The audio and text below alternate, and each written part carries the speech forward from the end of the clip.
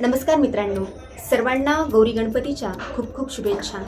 सर्वांच्या घरी ज्येष्ठ गौरीचं आवाहन झालेलं आहे. महालक्ष्मीचं पूजन आज आहे. ज्येष्ठ गौरीचं पूजन किंवा गौरी गणपतीचे सण म्हटले, प्रत्येकाच्या घरामध्ये ज्येष्ठ गौरींसमोर देखावे साजरे केले जातात. आपण आहोत परभणी जिल्ह्यातील सेलू या ठिकाणी. मागील 2 वर्षांपासून आपण सेलू येथील अरुण रामपूरकर काका यांच्या घरी जात असतो आणि त्यांनी गौराईच्या समोर साकारलेला आपण देखावा पाहत असतो. आजही आपण अरुण रामपूरकर काका यांच्या घरी आहोत आणि आपण पाहणार आहोत की आज त्यांनी कोणता वेगळ्या प्रकारचा देखावा सादर केला आहे. नमस्कार काका. नमस्कार. तुम्हाला गौराईच्या खूप खूप शुभेच्छा. आपणासही गौराईच्या खूप खूप शुभेच्छा. आम्हाला माहिती आहे की यावर्षी देखील तुम्ही गौराईच्या समोर अतिशय सुंदर देखावा साकारलेला आहे आणि संपूर्ण सेलूवासियांना तो देखावा माहीत व्हावा आणि त्यांच्या अंगी असे जी काही कला आहे ती नक्कीच या गौराईच्या निमित्ताने सर्व सेलूवासियांच्या समोर जात असते.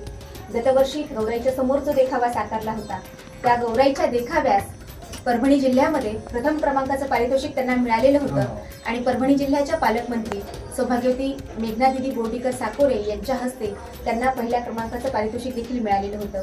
नक्कीच त्यांच्या या संपूर्ण कार्यामध्ये आमच्या काकूंचा देखील वाटा तेवढाच महत्त्वाचा असतो आणि म्हणून मानाची जी काही पैठणी आहे ती पैठणी त्यांना प्रथम क्रमांकाची मिळाली होती.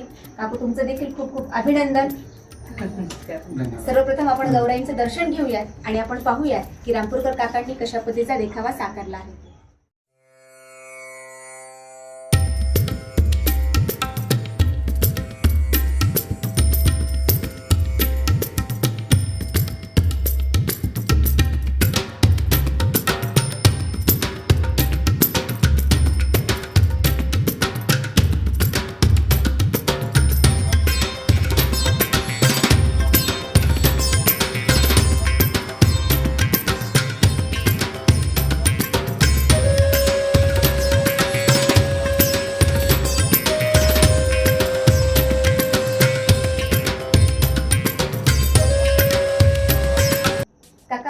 आम्ही खूप उत्सुक आहोत की तुम्ही यावर्षी गौराईसमोर कोणता देखावा साकारलेला आहे. दरवर्षीप्रमाणे याही वर्षी वेगवेगळा विषय घेऊन वेगळा काहीतरी दाखवण्याचा प्रयत्न केलेला आहे.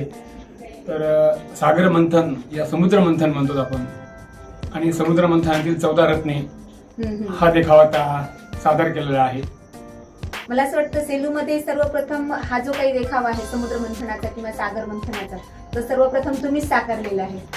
हो, यावर्षी तर मी साकारलेला आहे, पण माझ्याबरोबरच मला आता आजच कळालं की आणखीन एका मित्रांनी समुद्र मंथनच केलं आहे आणि मी त्या मित्राला भेटून पण आलो आणि त्यांनी पण फार सुंदर रीतीनं याच पद्धतीनं पण वेगळ्या पद्धतीने एक छान त्यांनी पण सादर केलं आहे. समुद्र मंथनचा देखावा पाहण्यासाठी आपण खूप उत्सुक आहोत. परंतु देखाव्यामध्ये समुद्र मंथन दाखवणं, समुद्र दाखवणं, त्याच्यामध्ये आपल्याला सर्वांना माहिती आहे की आपल्या हिंदू पुराणामध्ये ती आख्यायिका आहे की ज्यावेळेस देव आणि दानव यांच्यामध्ये अमृत मिळवण्यासाठी समुद्रामध्ये जे काही मंथन झालं होतं त्याचंच एक रूप म्हणजे हे समुद्र मंथन आहे आणि त्यातील ती मग ती 14 रत्ने 14 रत्न जी मिळालेली आहे आणि त्यातली कोणती रत्न ही देवांनी घेतली आणि कोणी दानवांनी घेतलेली आहे आणि मग त्यातलं मिळालेलं सर्वात महत्वाचं जे काही मूल्य होतं किंवा मूल्यवान जे काही वस्तू आहे ते म्हणजे आहे अमृत. आणि ते अमृत मिळवण्यासाठी देव आणि दानव यांच्यामध्ये कशा पद्धतीचं युद्ध झालं ते तुम्ही या ठिकाणी साकारलेलं आहे. तर पाहूयात आपण तुम्ही तयार केलेलं समुद्र मंथन. समुद्र मंथन ही हिंदू धर्मातील एक प्रसिद्ध पौराणिक कथा आहे ज्यामध्ये देव आणि दानवांनी मिळून अमृत मिळवण्यासाठी क्षीरसागर म्हणजेच दुधाच्या समुद्राचे मंथन केले होते. या मंथनातून अनेक मौल्यवान वस्तू बाहेर पडल्या होत्या आणि त्यासाठी देव आणि दानव यांच्यामध्ये झालेलं मंथन म्हणजेच समुद्रमंथन.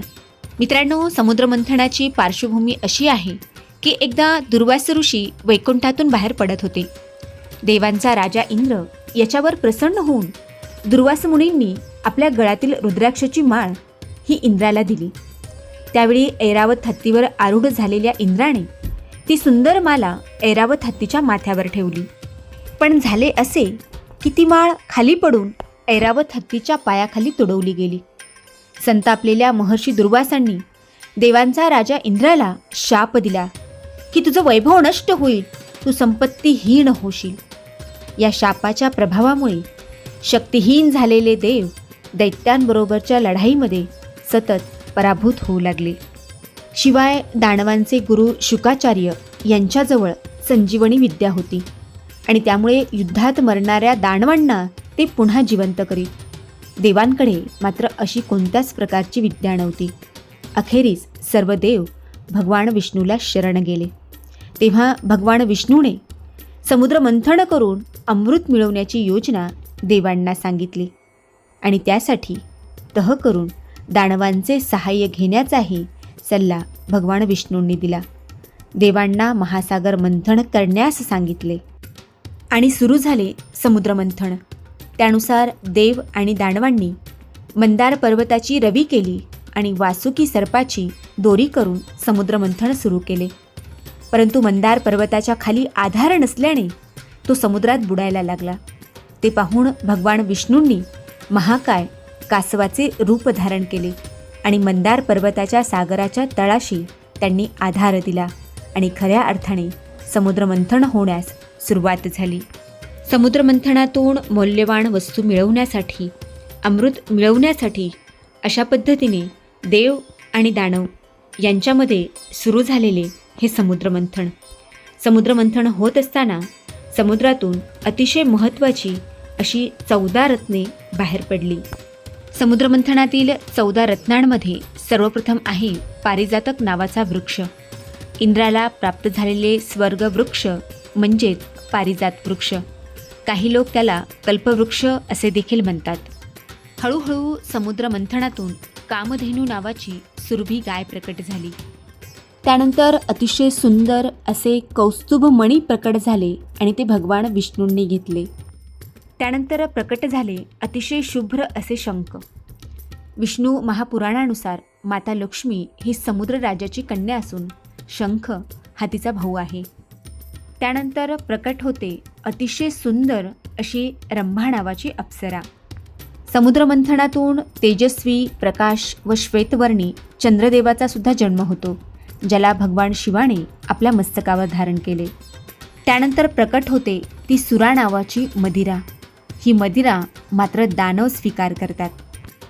त्यानंतर ऐरावत नावाचा शुभ्र 8 सोंडे आणि 4 दात असलेला हत्ती प्रकट होतो। त्यानंतर तीक्ष्ण कानांचा आणि 7 शीर असलेला शुभ्र उडणारा घोडा प्रकट होतो। त्यानंतर समुद्रमंथनातून साक्षात लक्ष्मी प्रकट होते आणि ती भगवान विष्णूच्या गळ्यामध्ये वरमाला टाकते। आणि समुद्रमंथनातून सर्वात शेवटी श्यामवर्ण चतुर्भुज देव धन्वंतरी सुवर्ण अमृत कलशासह प्रकट होतात। हे सर्व पाहून दानव चकित झाले। राक्षसांनी धन्वंतरीच्या हातातून अमृतकुंभ पळवून नेले। त्याकरिता विष्णूंना देवदानव भांडण करताना दिसले। दुर्वासांच्या शापामुळे देवांना शक्ती नव्हती, ते राक्षसांशी लढू शकतील का, सुवर्ण अमृतकुंभ घेऊ शकतील का, म्हणून ते निराश झाले। तेव्हा देवांचे नैराश्य पाहून भगवान विष्णूंनी मोहिनीचे रूप धारण करत शेवटी ते अमृत देवांनाच दिले। समुद्रमंथनातून अतिशय भयंकर असे हलाहल नावाचे विष बाहेर पडले। त्यावेळेस देव आणि दानव दोघेही हवालदिल झाले आणि मग सर्वांनी भगवान शंकराची प्रार्थना केली। भगवान शंकरांनी तळहातावर घेऊन विष प्राशन केले, परंतु घशातून खाले मात्र येऊ दिले नाही आणि त्या विषाच्या परिणामामुळे भगवान शंकरांचा गळा हा निळा झाला आणि म्हणून भगवान शंकराला आपण नीलकंठ म्हणून ओळखतो। असे म्हणतात की विष प्राशन करत असताना काही विष पृथ्वीवर पडले होते आणि ज्याचा अंश आजही आपल्याला विषारी साप, विंचू आणि कीटकांमध्ये दिसून येतो। मित्रांनो, अशा पद्धतीने समुद्रमंथनाची संपूर्णपणे माहिती या गौराईच्या देखाव्यातून अरुण रामपूरकर काका यांनी साकारलेली आहे। समुद्रमंथनातील असणारे देव आणि दानव, समुद्रमंथनामध्ये मिळालेली 14 रत्न आणि कशा पद्धतीने भगवान शंकराने हलाहल नावाचे विष आपल्या गळ्यामध्ये ओतले, ही संपूर्ण आख्यायिका अरुण रामपूरकर काकांनी अतिशय सुंदर पद्धतीने या देखाव्यातून साकारलेली आहे।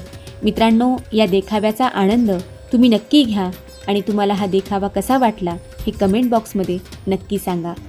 मित्रांनो, समुद्रमंथनाचा अतिशय सुंदर देखावा तुम्ही या ठिकाणी पाहिलेला आहे। नक्कीच पुढील वर्षी नवीन विषय घेऊन रामपूरकर काका येतील आणि नवीन समाज प्रबोधनपर एखादा संदेश तुम्हाला गौराईच्या समोर या ठिकाणी साकारायला पाहायला मिळेल। काका, तुम्ही साकारलेला हा गौराई समोरचा समुद्र मंथनाचा जो काही देखावा आहे तो अतिशय सुंदर आहे.